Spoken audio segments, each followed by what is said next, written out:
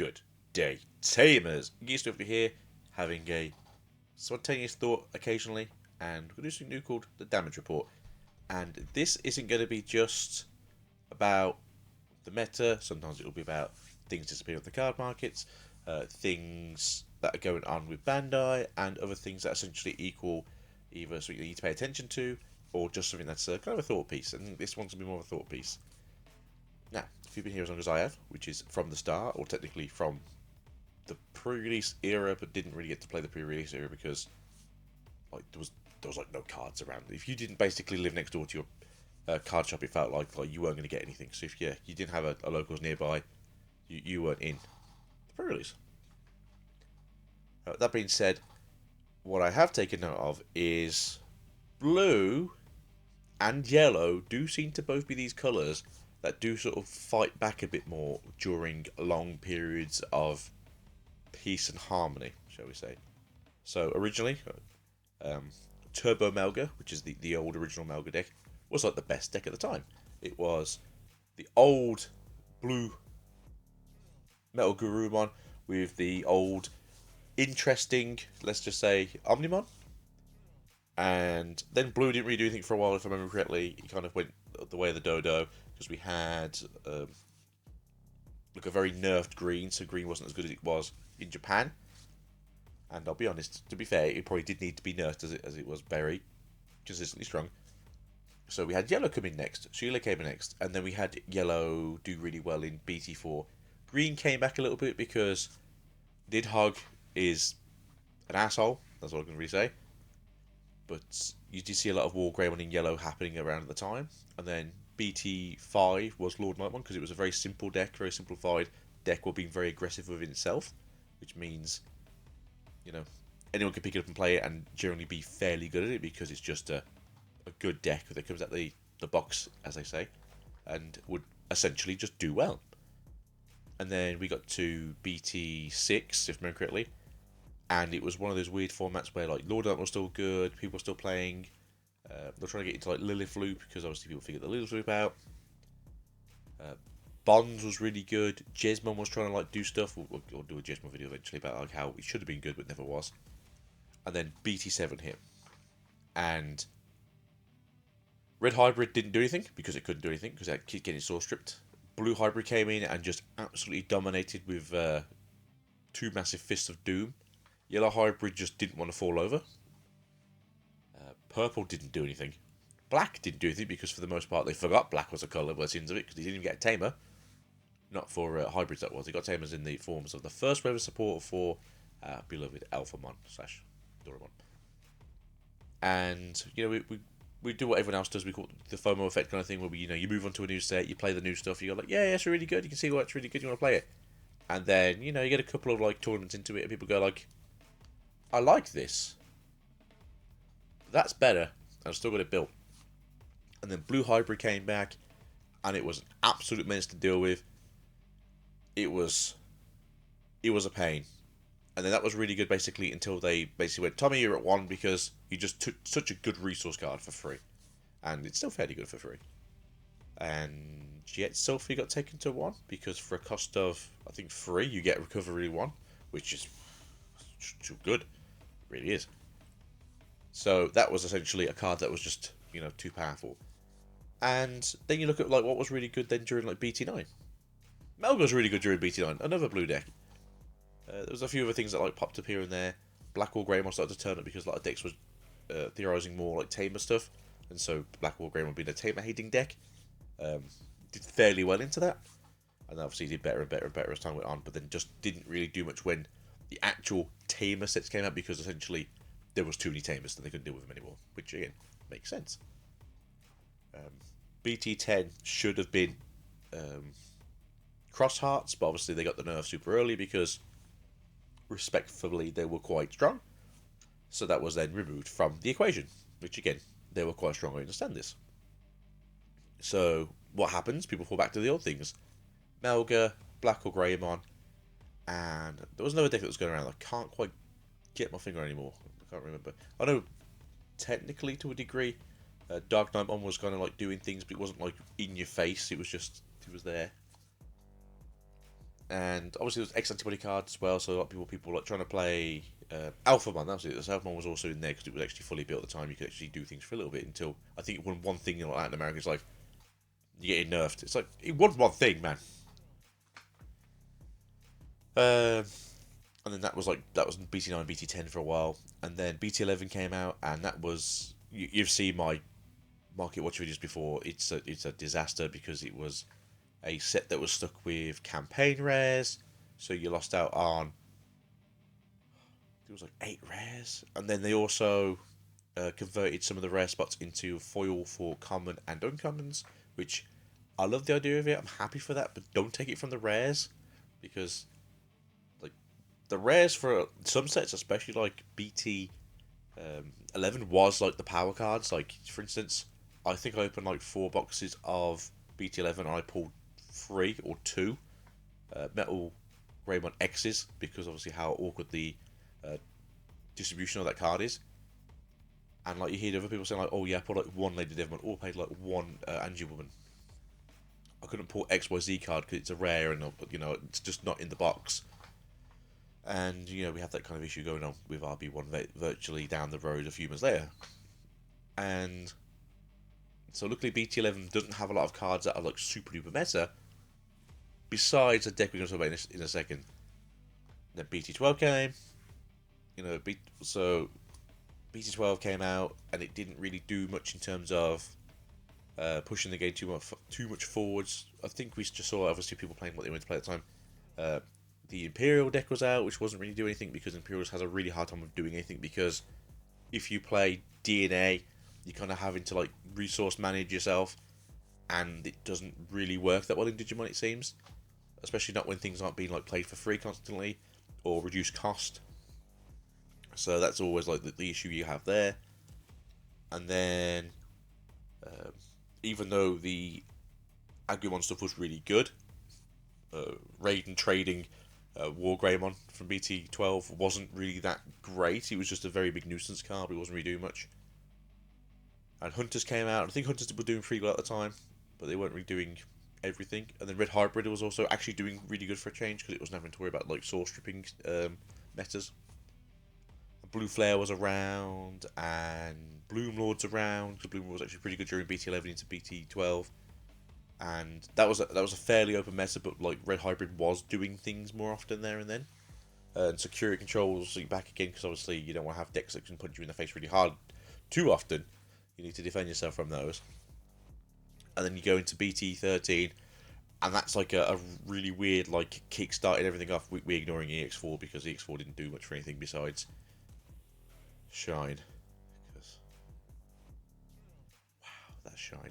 That shine's pretty good. Then we go to BT13, and then you get more support for Melga. You got more support Mirage. You got more support for Shine. You got Rave support that came from EX4, which, if you saw my revealing of the hand video, you understand like it didn't do much. Raw Knights, a very interesting style of deck that may or may not have done some things, but again has like a really slow payoff. So a deck that just wants to kick you in the teeth as quick as possible is going to have like a great time against a deck that needs to build up a little bit more. And Barrier was the first time we saw Barrier, or like the effects that Happenstance with Barrier. And even to now, Barrier is not a great ability, but it will get there eventually, I feel. And then it'll be too strong. And we got like Chessmon stuff, which if you've seen some of the new stuff coming out for like ST19 and EX7, girl, we battle with the pawns. It's gonna get good. And like so we sort of move on from there. It doesn't really happen too much there, in my opinion. And then we go to RB1 over the summer. We have the same sort of issue that we've had with sets in the past, which I think was BT7, which is just a pain in the ass because you always had the campaign rares, and BT11. So some of those rares are hard to pull. And then you get to RB1, and then they're hard to pull because the rarities are all diced up and sliced together with a different set, essentially, making it the reason why Monzimon's expensive. And then we get to BT14, and BT14 is a reboot set because it's meant to be essentially bringing in new mechanics and new ideas for how We're looking at the game in terms of power and strength and how they really want the game to also feel more like the anime, which again is not necessarily an issue. Look at other card games who do the same thing, but you can't make a card game have cards that just essentially go like, I'm a Deus Ex Machina, ignore me. Look at you, Patamon. Suck. Um, so that's kind of the general idea between like BT 14 and BT 15. It's essentially the story of adventure, which is great, except they then destroyed the game in Japan with BT 15. So there is that. And then you get to like EX5. EX5 is a great set. It's got some great cards. It's really interesting. We got Dusk and Dawn finally. So a lot of us didn't get to have as like young adults, older teenagers, because you either didn't know about it. I mean, I'm in the UK. I think when it came out like 2006, I'd have left school. I'd have been going to like college / doing work. I worked with like people who were like in their 40s. They're gonna tell me, "Yo, you're a kid. Do you like Digimon?" Like that wasn't gonna happen. Although if they had kids, they might have done that. Never did. Pokemon though, they did occasionally ask for Pokemon. Um, which was really cool. We got Leviamon. It's nice that we're getting like drabs and like splashes of the Demon Lords here and there, because it's nice to sort of go like, what's on the horizon? We're getting more support for the Demon Lords, and then we'll get them all out right, and then we'll all get more support, because it makes sense that like now they're all in the game. Like you need to, we know what's going to happen in EX6. It's fine. And then we got like Fortitude, which is really cool in EX5. Like, it's another key.